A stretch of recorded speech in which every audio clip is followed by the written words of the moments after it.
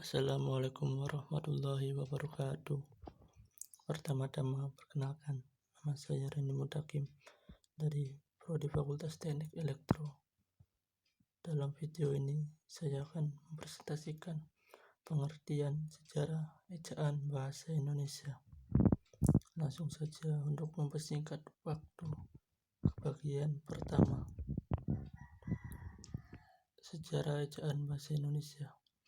Bahasa Indonesia sudah lahir sejak dulu dan sudah dipergunakan oleh masyarakat Indonesia sebelum kemerdekaan. Bahkan jauh sebelum itu. Tetapi bahasa Indonesia secara resmi digunakan atau disahkan yaitu pada tahun 1928. Tepat pada 28 Oktober 1928 ketika Sumpah Pemuda diikrarkan. Bahasa Indonesia menjadi resmi sebagai bahasa nasional Indonesia. Sebelum menjadi bahasa yang baik dan memiliki ejaan yang baik dan benar, bahasa Indonesia mengalami beberapa kali perubahan sistem ejaan. Dimulai dari ejaan Van Option pada 1001 menjadi ejaan Republik atau ejaan Soewandi pada tahun 1947 hingga menghasilkan ejaan bahasa Indonesia yang disempurnakan pada tahun 1972 yang mana dipergunakan hingga saat ini oleh seluruh masyarakat Indonesia. Dalam Kamus Besar Bahasa Indonesia dijelaskan, ejaan adalah kaidah-kaidah cara menggambarkan bunyi-bunyi kata, kalimat di dalam bentuk tulisan huruf-huruf serta penggunaan tanda-tanda baca. Oleh karena itu, ejaan perlu dipahami dan dibahas untuk mengetahui bagaimana sebenarnya ejaan yang disempurnakan itu untuk diketahui dan diaplikasikan ke dalam penulisan berbagai karya tulis. Sampai saat ini dalam bahasa Indonesia telah dikenal 3 nama ejaan yang pernah berlaku. Ketiga ejaan yang pernah ada dalam bahasa Indonesia adalah sebagai berikut. Pengertian ejaan. Ejaan ialah menggambarkan bunyi bahasa dengan kaidah tulis-menulis yang distandarisasikan. Lazimnya, ejaan mempunyai 3 aspek, yakni aspek fonologis yang menyangkut penggambaran fonem dengan huruf dan penyusunan abjad. Aspek morfologi yang menyangkut penggambaran satuan-satuan morfemis, dan aspek sintaksis yang menyangkut penanda ucaran tanda baca. Aryatmo Sri 2009. Dalam Kamus Umum Bahasa Indonesia dinyatakan, ejaan adalah cara atau aturan menulis kata-kata dengan huruf. Misalnya kata huruf dahulu adalah huruf. Kata itu telah diatur dengan ejaan yang sesuai dan sekarang yang dipergunakan adalah huruf. Ejaan ada 2 macam, yakni ejaan fonetis dan ejaan formenis. Ejaan fonetis merupakan ejaan yang berusaha menyatakan setiap bunyi bahasa dengan huruf serta mengukur dan mencatatnya dengan alat pengukur bunyi bahasa. Dengan demikian, terdapat banyak lambing atau huruf yang dipergunakan untuk menyatakan bunyi-bunyi bahasa itu. Ejaan fonemas adalah ejaan yang berusaha menyatakan setiap fonem dengan satu lambing atau satu huruf, sehingga jumlah lambing yang diperlukan tidak terlalu banyak jika dibandingkan dengan jumlah lambing dalam ejaan fonetis. Baru Sanggup 2013. Ejaan Van Option. Ini merupakan pedoman resmi ejaan pertama yang diterbitkan pada tahun 1901 Bahasa Indonesia waktu itu masih disebut sebagai bahasa Melayu. Bisa ditebak dari namanya. Ejaan ini disusun oleh orang Belanda bernama Charles A. van Ophuijsen dan dibantu oleh Engku Nawawi, Gelar Sultan Mamur, dan Muhammad Taib Sultan Ibrahim.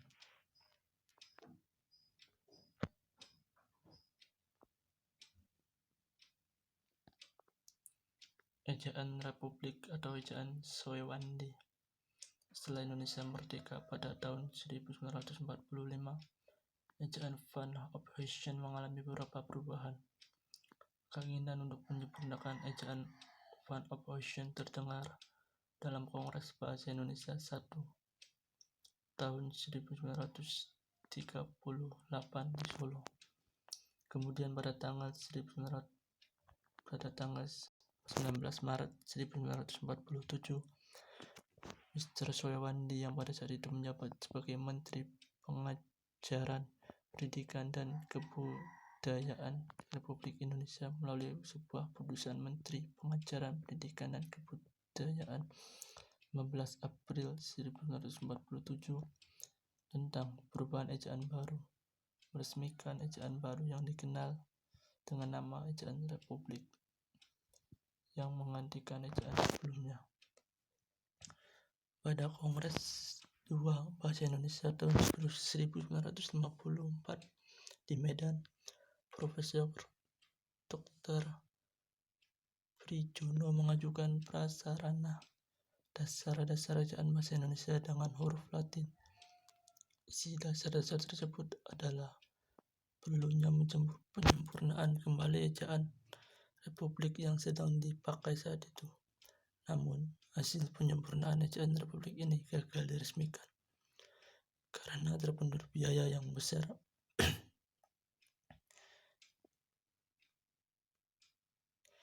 Untuk perombakan mesin tik yang telah ada di Indonesia, pembaharuan dari ejaan Soewandi terletak dalam penggunaan diphthong, gabungan dua huruf vokal OW yang diganti menjadi huruf U dan dihapuskannya tanda apostrof. Tanda apostrof ini diganti menjadi huruf K atau tidak dituliskan sama sekali. Contohnya, Jumat, Jumat, rakyat, rakyat, maaf, maaf. Ejaan pembaharuan. Melalui Kongres Bahasa Indonesia 2 di Medan tahun 1954, Profesor M. Yamin menyarankan agar ejaan Soewandi disempurnakan. Pembaharuan yang disarankan panitia yang diketuai Prijono dan E. Katopo antara lain membuat standar satu fonem satu huruf dan diphthong A, AI, AU, dan OI diejam menjadi AI, AU, dan OI. Selain itu, tanda hubung juga tidak digunakan dalam kata berulang yang memiliki makna tunggal seperti kupu-kupu dan alun-alun. Ejaan Melindo. Melindo ini akronim dari Melayu Indonesia. Draft penyusun ejaan ini disusun pada tahun 1959 atas kerjasama Indonesia dan Persekutuan Tanah Melayu, yang dalam hal ini adalah Malaysia. Perubahan yang diajukan dalam ejaan ini gak jauh berbeda dari ejaan pembaharuan. Ejaan Melindo ini bertujuan untuk menyeragamkan ejaan yang digunakan kedua negara. Secara kan Indonesia dan Malaysia bahasanya mirip-mirip gitu. Tapi sayang ejaan ini pun gagal diresmikan akibat ketegangan politik antara Indonesia dan Malaysia waktu itu. Ejaan LBK, Lembaga Bahasa dan Kesusastraan. Ejaan ini bisa dibilang adalah lanjutan dari ejaan Melindo yang gak jadi itu. Penelitiannya masih campuran antara Indonesia dan Malaysia dan dibentuk pada tahun 1967. Isinya juga gak jauh berbeda dari ejaan yang disempurnakan, yang akan dijelaskan selanjutnya. hanya ada perbedaan di beberapa kaidahnya saja. Adapun huruf vokal dalam ejaan ini terdiri dari I, O, E,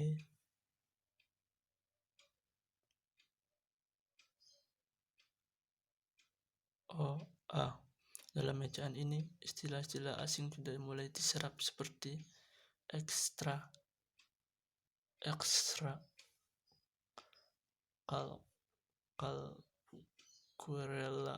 grilia. Ejaan yang disempurnakan EYD.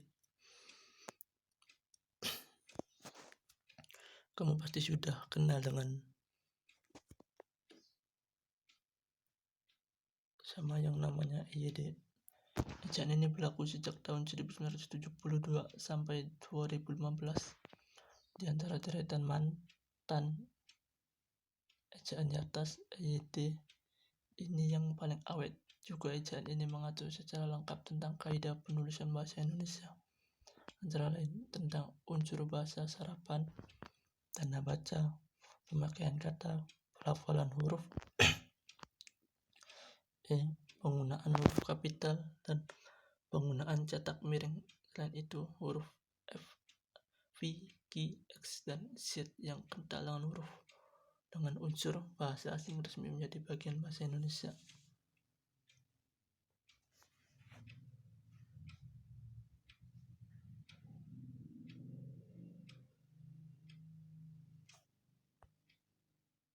Ejaan Bahasa Indonesia (EBI) berdasarkan Peraturan Menteri Pendidikan dan Kebudayaan Republik Indonesia Tahun Nomor 50 Tahun 2015 tentang Pedoman Umum Ejaan Bahasa Indonesia.